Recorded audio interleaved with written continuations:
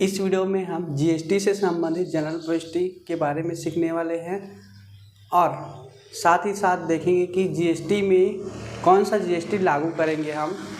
ठीक है, तो आइए वीडियो को बिना देरी करे स्टार्ट करते हैं। तो सबसे पहले देखते हैं जीएसटी। तो जीएसटी का फुल फॉर्म है गुड्स एंड सर्विस टैक्स। क्या है? Goods and service tax. अब इसके प्रकार के बारे में देख लेते हैं हम। तो पहला है सीजीएसटी, दूसरा एसजीएसटी और तीसरा आईजीएसटी। ठीक है, इसका फुल फॉर्म होता है, सीजीएसटी का फुल फॉर्म है central goods and service tax, S का है state goods and service tax. उसके बाद आईजीएसटी का है integrated goods and service tax. ठीक है, गुड्स एंड सर्विस टैक्स नहीं लिखा हूँ, आप लोग देख लेना। सीजीएसटी का फुल फॉर्म है central goods and service tax, SGST का फुल फॉर्म है state goods and service tax, IGST का फुल फॉर्म है integrated goods and service tax. अगर हम इसको हिंदी में देखा जाए तो क्या बोलेंगे? सेंट्रल को क्या बोलते हैं? केंद्र बोलते हैं, तो केंद्र वस्तु एवं सेवा कर। एस को बोलते हैं राज्य, तो राज्य वस्तु एवं सेवा कर। और आईजीएसटी को बोलते हैं इंटीग्रेटेड वस्तु एवं सेवा कर। ठीक है, अब ये तीनों को हम लागू कैसे करेंगे ये समझने से पहले एक और टॉपिक समझना। जब वस्तु एवं सेवाओं का लेन देन, जब वस्तु एवं सेवाओं का लेन देन एक ही राज्य में होता है, एक ही राज्य में होता है, इसका मतलब समझ में आ रहा है? एक ही राज्य मतलब कोई भी राज्य, जैसे इंडिया में, भारत में बहुत सारे राज्य हैं, उसमें से एक ही राज्य के अंतर्गत वस्तुओं और सेवाओं का लेन देन होता है। जैसे मान के चलो छत्तीसगढ़ के व्यापारियों के द्वारा छत्तीसगढ़ के व्यापारियों को ही या ग्राहक को, ठीक है, वस्तुओं का लेन देन किया जाता है, खरीदना या बेचना किया जाता है, तब हमारा 2 जीएसटी लगता है। एक तो होता है सीजीएसटी और दूसरा होता है एसजीएसटी। ठीक है, जब एक ही राज्य में रहेगा, जैसे उदाहरण बताया था मैं छत्तीसगढ़ के अंदर, तो छत्तीसगढ़ से कोई दूसरे राज्य में भी हो सकता है, जैसे मध्य प्रदेश हो गया, तो मध्य प्रदेश में अगर वस्तुओं का लेन देन होता है लेकिन सिर्फ मध्य प्रदेश राज्य में उसमें ही होता है, तब ये जीएसटी लगेगा। अगर एक राज्य से दूसरे राज्य में होता है तो सेकेंड टॉपिक हो जाएगा एक राज्य से दूसरे राज्य में वस्तुओं एवं सेवाओं का लेन देन। जब एक राज्य से दूसरे राज्य में वस्तु एवं सेवाओं का लेन देन होता है, जैसे अभी बताया था मैं, छत्तीसगढ़ राज्य है, तो छत्तीसगढ़ राज्य से के व्यापारियों के द्वारा दूसरे राज्य के व्यापारियों को माल को बेचा जाता है या खरीदा जाता है। ठीक है, तब हमारा सी और एस नहीं लगेगा, क्या लगेगा? हमारा आईजीएसटी लगेगा, एक ही जीएसटी लगता है। ठीक है, जब एक ही राज्य के अंदर रह के व्यापारियों के द्वारा क्रय और विक्रय किया जाता है तो सी और एस लगेगा, एक राज्य के बाहर रहेगा तो सिर्फ आई लगेगा। इसका फुल फॉर्म यहाँ बता दिया था मैं।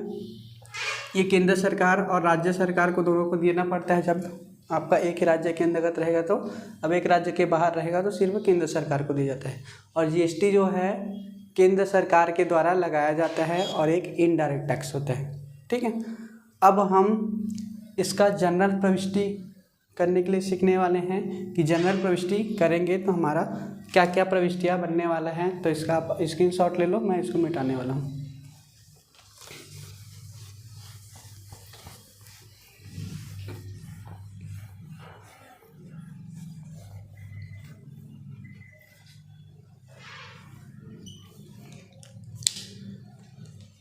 देखो, जनरल प्रविष्टियाँ हम समझते हैं तो सिंपल जनरल प्रविष्टि पर समझते हैं। माल का क्रय करने पर, जब माल का क्रय किया जाता है तो बिना जीएसटी के क्या एंट्री बनता है? क्रय खाता डेबिट रोकड़ खाता से। ठीक है, क्रय खाता डेबिट रोकड़ खाता से, ये नगद रहता है तो ये एंट्री बनता है। ठीक है, नगद रहता है। तो अगर उधार रहेगा तो इसमें रोकड़ खाता की जगह क्या आएगा, व्यक्ति का नाम आएगा। अगर व्यक्ति नहीं रहेगा तो व्यक्ति को क्या हो जाएगा, हमारा लेनदार खाता से लिखेंगे, क्रय खाता डेबिट लेनदार खाता से। लेनदार में कोई भी व्यक्ति का नाम आएगा अगर उधार रहेगा तो। अगर अब हमें इसमें जीएसटी लागू करना है, जीएसटी वाला जनरल प्रविष्टि बनाना है, तो कैसे बनाएंगे देखो। तो जीएसटी हमारा किस पर लगता है, व्यक्ति पर नहीं लगता है, न तो रोकड़ पर नहीं लगता है, किस पर लगेगा, वस्तुओं पर लगता है। तो वस्तु इसमें क्या है, क्रय है, खरीद रहे हैं वो, तो क्रय पर हम जीएसटी लगाएंगे। तो इतना याद रखना, क्रय पर हमारा लगता है इनपुट और विक्रय पर लगता है हमारा आउटपुट, ठीक है। तो जीएसटी जब लगाते हैं तो इनपुट और आउटपुट भी लगाया जाता है। तो खरीदने के समय लगता है हमारा इनपुट जीएसटी और बेचने के समय लगता है आउटपुट जीएसटी। तो अब इसमें हम जीएसटी लगाएंगे तो क्या एंट्री बनेगा, देखो ये तो हमारा था सिंपल एंट्री बिना जीएसटी के। अगर जीएसटी वाला एंट्री बनाएंगे तो ये बनेगा हमारा क्रय खाता डेबिट इनपुट सीजीएसटी खाता डेबिट इनपुट एसजीएसटी खाता डेबिट रोकड़ खाता से। अगर नगद है तो, अगर नगद नहीं है तो क्या हो जाएगा, ये लेनदार खाता से हो जाएगा, यह व्यक्ति के नाम आएगा, ठीक है। उधार रहेगा तो रोकड़ और लेनदार ये आपको समझ में आना चाहिए, रोकड़ आएगा कि लेनदार। अगर उधार रहेगा तो लेनदार खाता से, अगर उधार में व्यक्ति का नाम दिया तो व्यक्ति के नाम से, अगर नगद है तो रोकड़ खाता से। खरीदने पर यही जीएसटी लगेगा, इनपुट जीएसटी। ये था आपका एक ही राज्य के अंतर्गत वस्तुओं एवं सेवाओं का क्रय और विक्रय किया जाता है तब। लेकिन एक राज्य से दूसरे राज्य में वस्तुओं और सेवाओं का क्रय विक्रय होता है, जैसे बताया था छत्तीसगढ़ के व्यापारियों के द्वारा मध्य प्रदेश के व्यापारियों के द्वारा से माल को खरीदा जाता है, ठीक है। छत्तीसगढ़ के व्यापारियों के द्वारा मध्य प्रदेश के व्यापारियों से माल को खरीदा जाता है। तो क्या एंट्री बनेगा, अब इसमें मैं बताया था आपको सी और एस तो नहीं लगेगा, क्या लगेगा आपका, आई लगेगा। तो सिंपल एंट्री बन जाएगा, देखो यही हम बना देता हूँ, क्रय खाता डेबिट, ठीक है। खरीदने में कौन सा जीएसटी लगता है, इनपुट लगता है, तो इनपुट, ठीक है। अब सी और एस की जगह क्या लगेगा आपका, सिर्फ एक ही जीएसटी लगेगा, कौन सा जीएसटी, आई जीएसटी खाता डेबिट रोकड़ खाता से, या तो फिर आपका क्या रहेगा, लेनदार खाता से, ठीक। अगर एक राज्य के अंतर्गत है तो ये वाला लगेगा, एक राज्य से बाहर है दूसरे राज्य में है तो ये वाला लगेगा, सी और एस की जगह क्या लगेगा, आई लगेगा, ठीक है। खरीदने पर अब माल का विक्रय करने पर, तो माल का विक्रय करने पर क्या एंट्री बनेगा हमारा, जैसे सिंपल एंट्री बनाते हैं वैसे सिंपल एंट्री बता देता हूँ बिना जीएसटी के। तो रोकड़ खाता डेबिट होता है विक्रय खाता से। अब आपको जीएसटी लगाना है तो थोड़ा बहुत तो समझ में आ गया होगा जीएसटी किस पर लगेगा, क्योंकि अभी इससे पहले बताया था मैं जीएसटी किस पर लगता है, वस्तुओं पर लगता है। तो इसमें जीएसटी किस पर लगने वाला है, विक्रय पर लगने वाला है, ठीक है। तो अभी बताया था खरीदने पर कौन सा जीएसटी लगता है, इनपुट, तो बेचने पर कौन सा लगेगा, आउटपुट लगेगा। तो अगर हम एक ही राज्य के अंतर्गत रहेगा तो क्या एंट्री बनेगा हमारा, रोकड़ खाता डेबिट विक्रय खाता से आउटपुट सीजीएसटी खाता से आउटपुट एसजीएसटी खाता से। ये है हमारा विक्रय पर एंट्री, ठीक है। अगर हमें एक राज्य से दूसरे राज्य में रहेगा तो क्या एंट्री बनेगा हमारा, सेम एंट्री बनेगा, रोकड़ खाता डेबिट, या तो उधार रहेगा तो क्या आ जाएगा, रोकड़ की जगह में देनदार आ जाएगा, ठीक है। तो देखो अभी नगद का एंट्री बनाते हैं तो हो जाएगा हमारा देनदार खाता, अगर उधार है तो, नगद है तो रोकड़ आएगा, खाता डेबिट विक्रय खाता से। एक राज्य से दूसरे राज्य में है, मतलब राज्य के बाहर है तो क्या से लगेगा, आईजीएसटी लगेगा। और किस क्या लगता है इसमें, आउटपुट, तो आउटपुट आईजीएसटी खाता से, ठीक है। ये था आपका क्रय पर और ये था विक्रय पर, ठीक। अब हम क्रय वापसी और विक्रय वापसी का भी एंट्री देखते हैं। क्रय और विक्रय तो समझ में आ जाता है, लेकिन क्रय वापसी और विक्रय वापसी में बहुत कन्फ्यूजन होता है कि क्या जीएसटी लगेगा, क्या एंट्री बनेगा, ठीक है। तो हम क्रय वापसी और विक्रय वापसी का देखने से पहले इसको स्क्रीनशॉट ले लो, मैं फिर इसको मिटाने वाला हूँ, इसी में आपको क्रय वापसी और विक्रय वापसी का एंट्री बताऊँगा, ठीक है।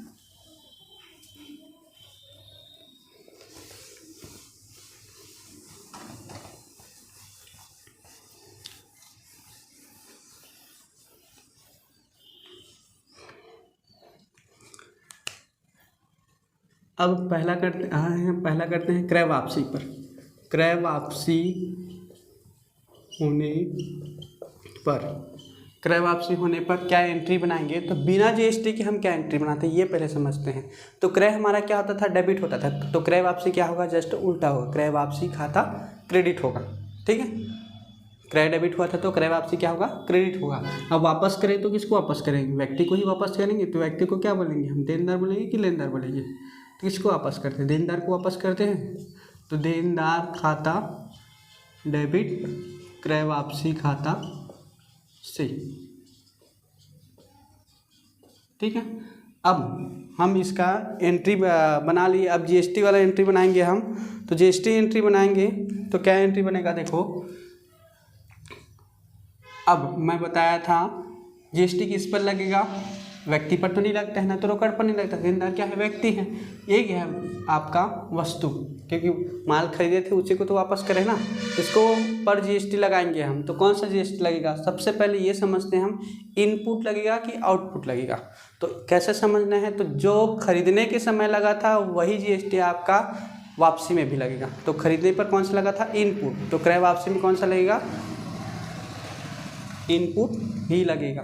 ठीक है, तो एंट्री क्या बनेगा, देनदार खाता डेबिट क्रय वापसी खाता से और इनपुट सीजीएसटी खाता से, इनपुट एसजीएसटी खाता से। ठीक है, ये था एक ही राज्य के अंदर था। अब एक राज्य से अगर दूसरे राज्य में रहेगा तो क्या बनेगा, देनदार खाता डेबिट क्रय वापसी खाता से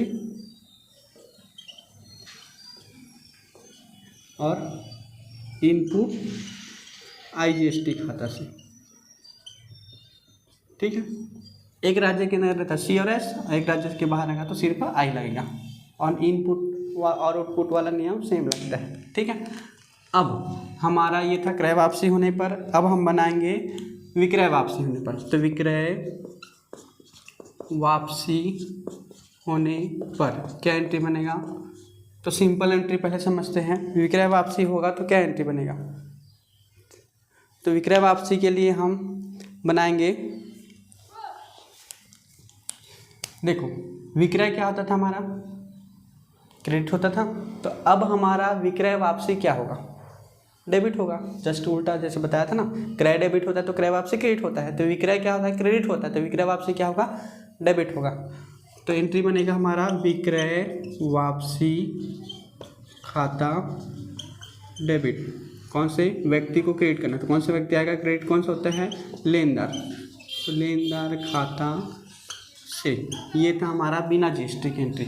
अब हम जीएसटी के साथ एंट्री करेंगे। ठीक है, तो जीएसटी के साथ एंट्री करेंगे तो क्या एंट्री बनेगा, देखो जीएसटी किस पर लगेगा, अब लेनदार पर तो नहीं लगेगा क्योंकि ये व्यक्ति है, तो किस पर लगेगा, विक्रय वापसी पर लगेगा। तो विक्रय के समय जो जीएसटी लगा था वो विक्रय वापसी के समय लगेगा। क्रय पर लगता है इनपुट, विक्रय पर लगता है आउटपुट, तो विक्रय वापसी पर भी क्या लगेगा, आउटपुट लगेगा। तो क्या एंट्री बनेगा, विक्रय वापसी खाता डेबिट आउटपुट सीजीएसटी खाता डेबिट आउटपुट एसजीएसटी खाता डेबिट किसे, लेनदार खाता से, लेनदार खाता से। ये था हमारा विक्रय वापसी पर एंट्री।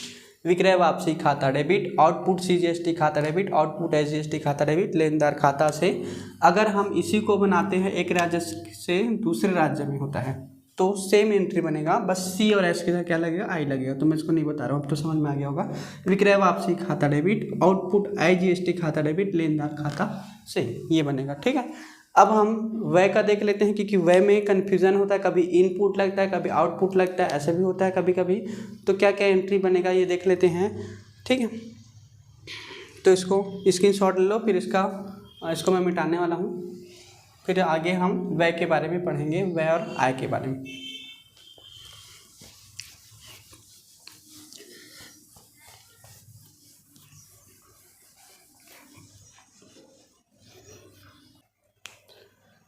इसी प्रकार हम व्यय का, तो एक उदाहरण दे देता हूँ व्यय का। कमीशन दे होने पर, कमीशन देने पर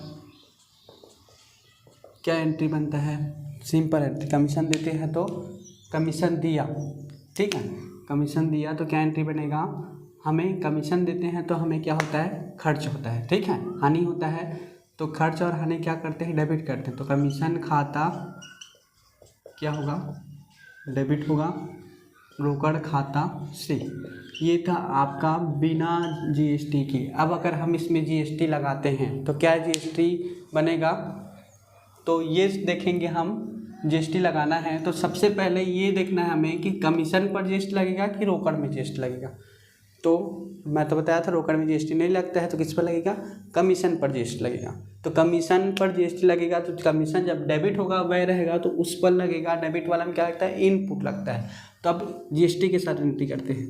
तो कमीशन खाता डेबिट, इनपुट लगेगा इसमें, तो इनपुट CGST खाता डेबिट, इनपुट SGST खाता डेबिट रोकड़ खाता से, ठीक है। अब हम, ये था एक राज्य के अंदर था तो C और S लगा, इसलिए कमीशन खाता डेबिट, इनपुट CGST खाता डेबिट, इनपुट SGST खाता डेबिट रोकड़ खाता से। अगर हम एक राज्य से दूसरे राज्य में रहेगा तो क्या एंट्री बनेगा? कमीशन खाता डेबिट, इनपुट IGST खाता डेबिट रोकड़ खाता से। C और S की जगह क्या लगेगा? I लगेगा। लेकिन ये कमीशन देने पर हुआ था ना, कमीशन दिया। अगर कमीशन हमें प्राप्त होता है, कमीशन प्राप्त होने पर क्या एंट्री बनेगा? बिना जीएसटी के। पहले समझते हैं। कमीशन जब प्राप्त होता है तो क्या होता है? हमें आय होता है, लाभ होता है। आय और लाभ क्या होता है? क्रेडिट होता है, ठीक है। तो कमीशन क्या होगा? क्रेडिट होगा। तो डेबिट क्या होगा फिर? रोकड़। तो रोकड़ खाता डेबिट किसे? कमीशन खाता से। यहाँ तक समझ में आया? सिंपल एंट्री था ये, बिना जीएसटी का। रोकड़ खाता डेबिट कमीशन खाता से। अब देखो यहाँ पास भी कमीशन था लेकिन इसमें कमीशन डेबिट हुआ था, इसमें भी कमीशन है लेकिन इसमें कमीशन क्रेडिट हुआ है। तो जीएसटी लगाएंगे तो रोकड़ में तो नहीं लगता है, किसमें लगेगा? कमीशन में लगेगा। अब कमीशन डेबिट होता है तो इनपुट लगाएंगे, कमीशन क्रेडिट होता है तो आउटपुट लगाएंगे, ठीक है। इसी प्रकार तो अब जनरल एंट्री देखते हैं हम कमीशन से संबंधित, ठीक है। तो एंट्री इसका जीएसटी का जनरल प्रविष्टि बनाते हैं तो क्या एंट्री बनेगा? रोकड़ खाता डेबिट कमीशन खाता से। इनपुट किस लगेगा कि आउटपुट लगेगा? आउटपुट लगेगा। तो क्या होगा? आउटपुट CGST खाता से, आउटपुट SGST खाता से, ठीक है। ये था हमारा व्यय का और ये आय का। अब मैं एक उदाहरण दिया कमीशन का। कमीशन की जगह में और कोई नाम मात्र खाता का हो सकता है, जैसे ब्याज, ठीक है। तो ब्याज का है तो ब्याज दिया तो क्या एंट्री बनेगा? ब्याज देने पर ब्याज खाता डेबिट रोकड़ खाता से। फिर अगर जनरल एंट्री जीएसटी वाला करना है तो क्या एंट्री बनेगा? ब्याज खाता डेबिट, इनपुट CGST खाता डेबिट, इनपुट SGST खाता डेबिट रोकड़ खाता से। अगर ब्याज प्राप्त होता है तो प्राप्त होगा तो हमें आय और लाभ होगा, तो ब्याज क्रेडिट होगा तो डेबिट क्या होगा? रोकड़ होगा। तो रोकड़ खाता डेबिट ब्याज खाता से। अब जीएसटी के साथ एंट्री बनाएंगे तो रोकड़ खाता डेबिट ब्याज खाता से, आउटपुट CGST खाता से, आउटपुट SGST खाता से। ये आपका नाम मात्र खाता का है। जब वो व्यय होता है तो इनपुट लगेगा, आय होता है तो आउटपुट लगेगा। इतना क्लियर हुआ? अब एक और एंट्री बताता हूँ, फिर ये जनरल एंट्री यहाँ क्लोज करते हैं। इसके बाद जनरल एंट्री का प्रैक्टिकल क्वेश्चन अमाउंट के साथ मैं आपको नेक्स्ट वीडियो में प्रोवाइड कर दूँगा। तो देखो एक और एंट्री देखते हैं।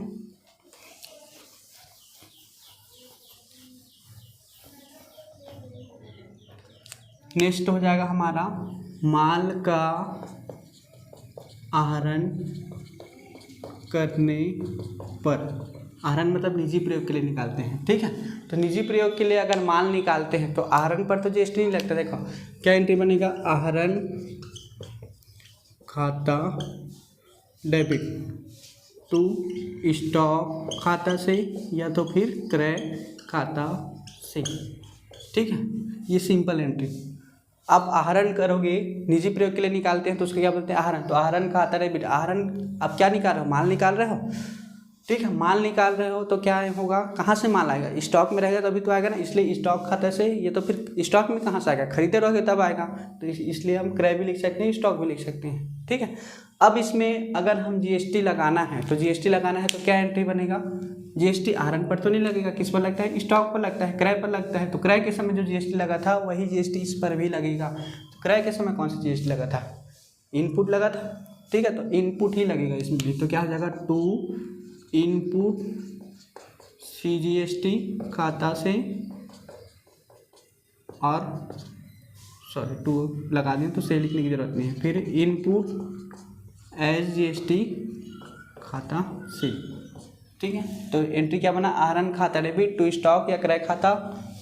ठीक है, फिर टू इनपुट सीजीएसटी खाता, टू इनपुट एचजीएसटी खाता। अगर ये एक राज्य के अंदर है तब ऐसा बनेगा, एक राज्य के बाहर है तो क्या बनेगा, आहरण खाता डेबिट, टू स्टॉक या क्रय खाता, टू इनपुट आईजीएसटी खाता। सी और एस की जगह आई लग जाएगा, लेकिन इनपुट ही लगेगा। ठीक है, अब माल दान में देने पर, माल दान के रूप में दिया, माल दान के रूप में दोगे तो क्या एंट्री बनेगा, दान खाता डेबिट। कहाँ से दोगे, दान में, स्टॉक में रहेगा तभी तो दोगे ना, या खरीदे रहोगे तभी दोगे, तो इसको लिखेंगे टू स्टॉक या क्रय खाता से। इस पर जीएसटी लगाओगे तो वही एंट्री बनेगा जैसा इसमें बना था, क्रय या स्टॉक में ही लगेगा। तो कौन सा लगता है, इनपुट ही लगता है। तो इनपुट सीजीएसटी खाता, टू इनपुट एचजीएसटी खाता। ठीक है, अगर आपको जीएसटी से संबंधित जनरल प्रविष्टियाँ अगर आपको देखना है, न्यूमेरिकल क्वेश्चन का अगर सॉल्यूशन चाहिए तो आप वीडियो में कमेंट भी कर सकते हो, या इसके अलावा और कॉमर्स में किसी भी सब्जेक्ट का अगर आपको न्यूमेरिकल क्वेश्चन या प्रैक्टिकल क्वेश्चन या थ्योरी का भी, ठीक है, अगर वीडियो चाहिए होगा तो वीडियो में कमेंट कर देना, मैं नेक्स्ट वीडियो आपके लिए ला दूंगा। अगर ये वीडियो अच्छा लगा हो तो चैनल को सब्सक्राइब कीजिए, वीडियो को लाइक कीजिए और कमेंट कीजिए।